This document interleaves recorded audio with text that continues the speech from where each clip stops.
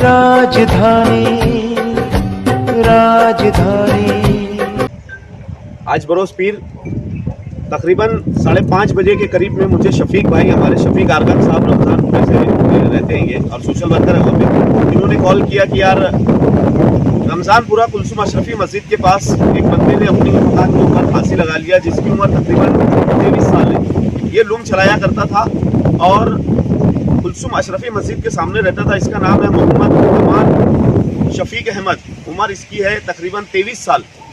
वजह अभी तक समझ में नहीं आई। हम लोगों ने वहाँ से रमजानपुरा पुलिस स्टेशन के एपीआई साहब को कॉल किया, उन्होंने उनकी टीम भेजी वहाँ पर, उनके साथ में हम लोगों ने डेड बॉडी नीचे उतारी और उतारने के बाद अभी हम लोगों ने उनके घर वालों को अफ्तारी के लिए छोड़कर हम लोगों ने सिविल हॉस्पिटल उसकी डेड बॉडी लेकर आए।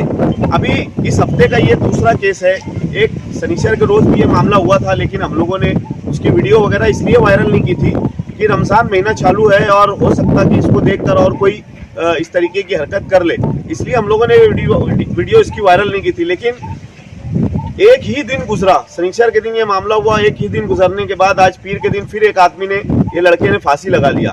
शनिचर के दिन जुमा के दिन एक बंदा मेरे पास आया था, मैं उसका नाम तो आप लोगों से शेयर नहीं करूंगा, लेकिन वो आकर मेरे पास रोने लगा और रोते हुए उसने कहा कि यार मैं फांसी लगाने के लिए जा रहा था, लेकिन मैं आपकी वीडियो बार बार देखता, इसलिए मैं सोचा, मेरी हिम्मत हुई, मेरा दिल बोला कि यार आपसे चलकर मैं मुलाकात करूं, हो सकता है आप मेरी परेशानी हल करेंगे। तो उससे जब मैंने परेशानी पूछा कि क्या परेशानी है, तो उसने ये बताया कि यार मेरे घर में किसी का कपड़ा बना हुआ नहीं है और मेरे घर में रोज़ा अफ्तारी के लिए भी कोई सामान वगैरह नहीं रहता, मैं लूम चलाता हूँ, मेरे ऊपर ज़्यादा कर्ज हो गया है और वो कर्जदार मुझे बार बार रेगुलर फ़ोन करते हैं।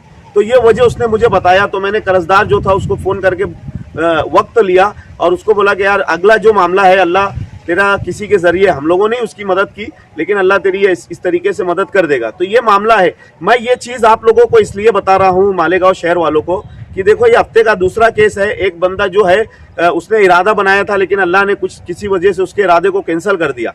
ये कपड़ा बनाना और घर पे अफ्तारी की चीज़ें नहीं रहना, ये सब मतलब मौत का हल नहीं है। हम लोग बार बार आप लोगों से, हमारे उलमाए किराम, हमारे शहर के सियासी, समाजी, सोशल वर्कर, सभी आप लोगों से गुजारिश करते हैं कि ये हमारा हल नहीं है कि मौत को गले लगा लेना, फांसी ले लेना, हराम मौत मर जाना और दुनिया में भी बेचैनी और आखिरत में भी बेचैनी। तो मैं आप लोगों से गुजारिश करता हूं कि खुदा के वास्ते अगर आप लोगों के ऐसे कोई मामलात है तो आप लोग अपने वार्ड के सोशल वर्करों को पकड़ो।